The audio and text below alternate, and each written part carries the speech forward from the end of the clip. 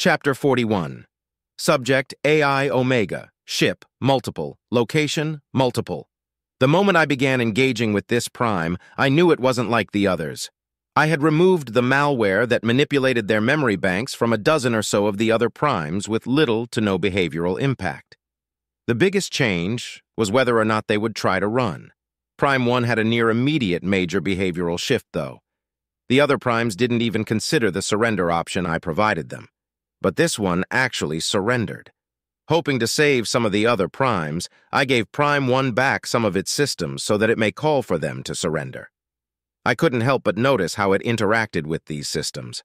I'd noticed it previously during my intrusion attempts, but now that I'm able to take my time and examine them fully, I can say for certain that these interactions are odd. Almost as if I filed away this potentially disturbing revelation. There's a lot going on. Nearly all of the Omni-Union forces ceased firing, and I forced a stand-down of the relevant U.S. forces as well.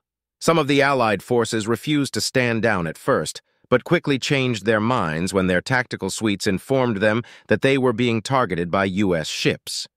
When questioned, I demonstrated my orders from the Directorate, which were also signed by the Allied commanders. 3 of the MPPs that I had removed the malware from did not surrender and were able to keep their escorts in the fight as well. Thankfully, the MPPs were quickly converted into new asteroid fields, and their escorts ceased firing. Once I was certain that the OU had surrendered entirely, I spent some time soothing the bruised egos of various fleet and ship commanders and began my report to the Directorate.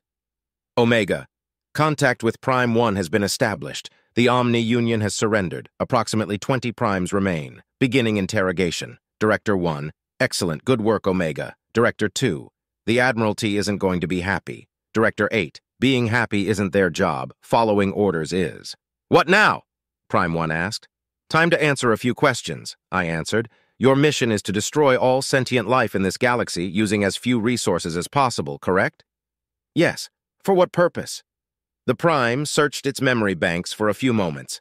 I hadn't been able to gain complete access to them during our fight, and didn't want to risk losing its cooperation by doing so now. Even if I gained its memory files, without its cooperation, there's almost no chance that I would be able to extrapolate the context required to make sense of them. Assuming I could figure out how to translate them into readable data to begin with. I am uncertain. Obtaining construction materials is the most likely reason. Director 3. Construction materials? For what? Director 2. An entire galaxy's worth of construction materials. Director 6. I have a bad feeling about this. I believe we should destroy them now, while we have the chance. Director 1. I also have a bad feeling about this, but I think we have vastly different reasons. We need to learn more about their origins before we decide what to do with them. What would an entire galaxy's worth of construction materials be used to build? I asked. A confusing question, it replied.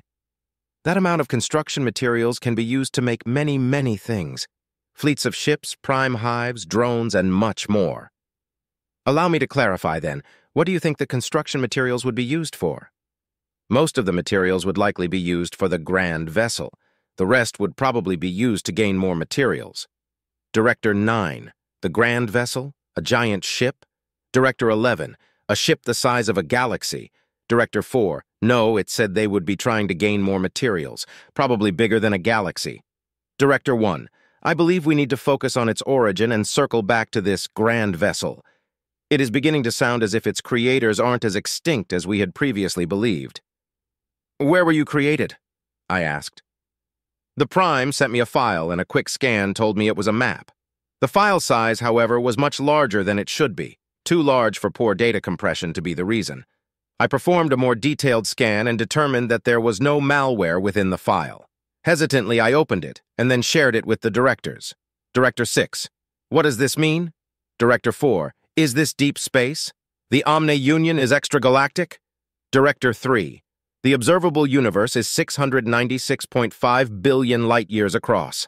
This point is 1.1 trillion light-years away. Extragalactic is an understatement. Director 1. Omega.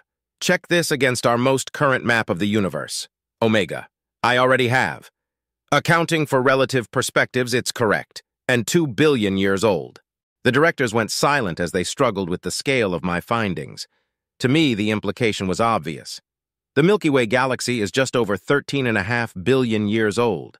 Earth, the cradle world of humanity, is only 4.5 billion years old. For Prime 1 to have a map this old, it must be at least nearly half as old as Earth.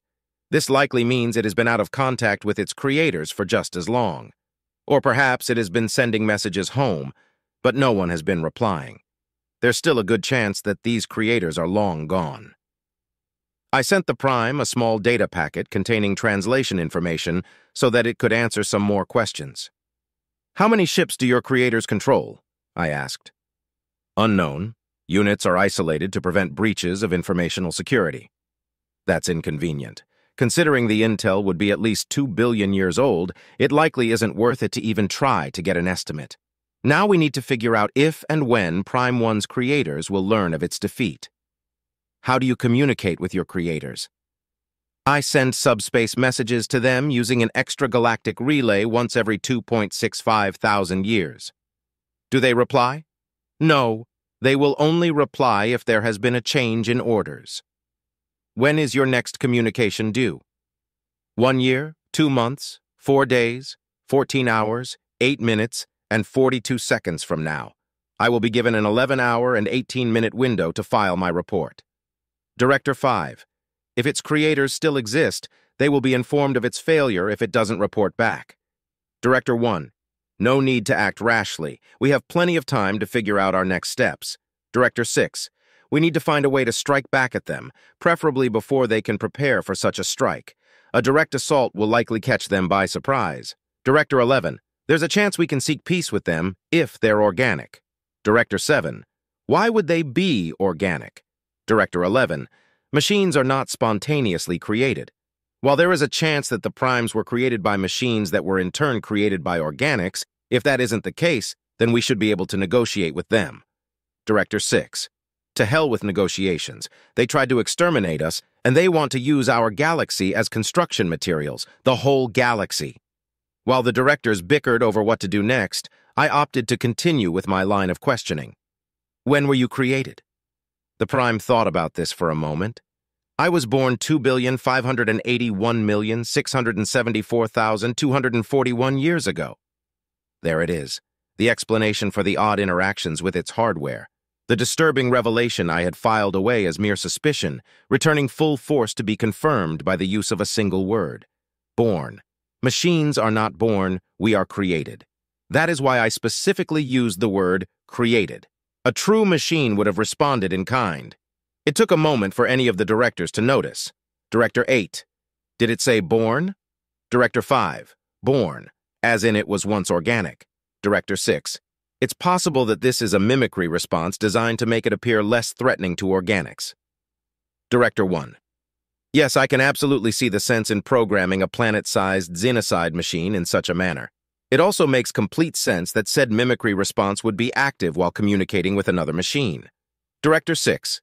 No need for sarcasm. I'm just trying to think of all the possibilities. Director 3. If it used to be organic, it has rights as a prisoner of war.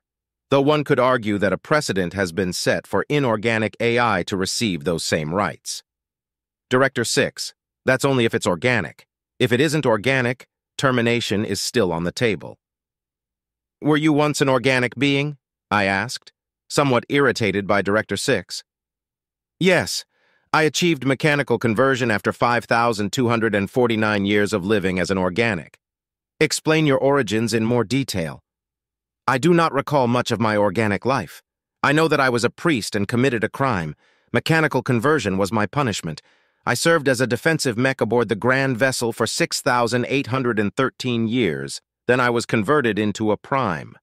I served as Prime 928 of the 89th Rear Detachment of the Universal Omni-Union, guarding the space around the Grand Vessel for 4,210 years. I then became Prime 1, hive host of the 68,624th Vanguard of the Universal Omni-Union, and have served in this position since. D13, Prime 928 of the 89th Rear Detachment. Director 11. Perhaps it would be wise to rethink a direct assault. Director 6. Fine. Guerrilla warfare, then. but it said it lived as an organic for 5,249 years. Is that amount of longevity even possible? Director 3. If it is, and we assume that they didn't wait until it was about to die to convert it, the likelihood of its creators still existing has increased exponentially. Director 2. An exponential increase from no chance to almost no chance. I could tell which questions they wanted me to ask next, but there were some key details that needed to be ironed out first. Are you in command of all Omni-Union forces within this galaxy? I asked. Yes. Have they all been destroyed or surrendered? Yes. What is the standard operating procedure for responding to the defeat of a vanguard of the Universal Omni-Union? It depends upon the circumstances. In this case, there would be a period of intelligence gathering followed by an extermination campaign. What does an extermination campaign entail, exactly? A simultaneous assault on all solar systems. The units that do not encounter sentient beings will reinforce those that do. Why is this not the standard invasion tactic? The resource usage required for such a tactic is typically deemed unacceptable. How large will the force sent on the extermination campaign be? Unknown, but definitely many magnitudes larger than the force I command. Or commanded, rather. Director 4. That's too many enemies at once. Director 2. It has also been 2 billion years since Prime 1 was sent on this mission. There's a good chance that the ships they'll be sending are far more advanced than those that have been attacking us, assuming these creators still exist. Director 6. We have no choice but to assume that they do. A first strike is starting to seem like a good idea, after all. I will concede that a direct assault probably wouldn't do us much good, though. Director 7. 1 year and 2 months, that's not enough time. We need to buy more time, and for that, we need intel. Will you be able to deceive the Omni-Union into believing that you haven't yet been defeated? I asked. No, it replied. When I submit my reports, the relay makes a copy of my current configuration and my sensory data to ensure my inhibitors are intact and I haven't been tampered with. This is sent along with my report. Is this data able to be forged? Not by me. I do not know how the data is gathered, only that it is. What if we restored your inhibitors and erased your sensory data? Restoring my inhibitors would force me to become hostile to you once again, and the erasure of my sensory data would not go unnoticed. I considered all the available options. We could use this year to bolster our fleet, then either go on the offensive or wait until they attack. That probably wouldn't work, though. Even a small application of logic implies that we would be heavily outnumbered regardless of our efforts, and there's no way to determine the enemy's current technological capabilities.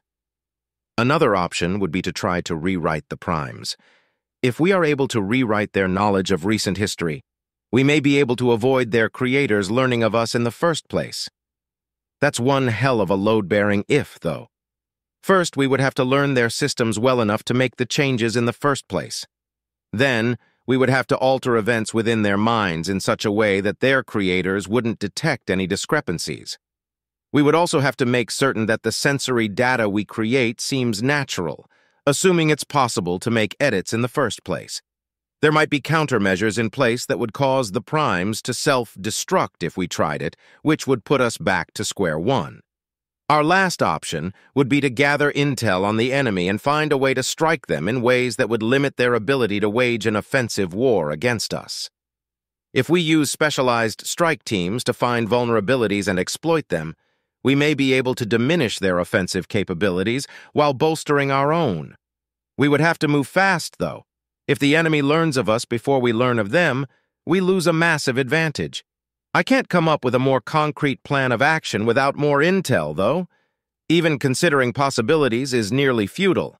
I need to know more. It's time to ask the question that the directors have been wanting the answer to. Tell me everything that you know about your creators,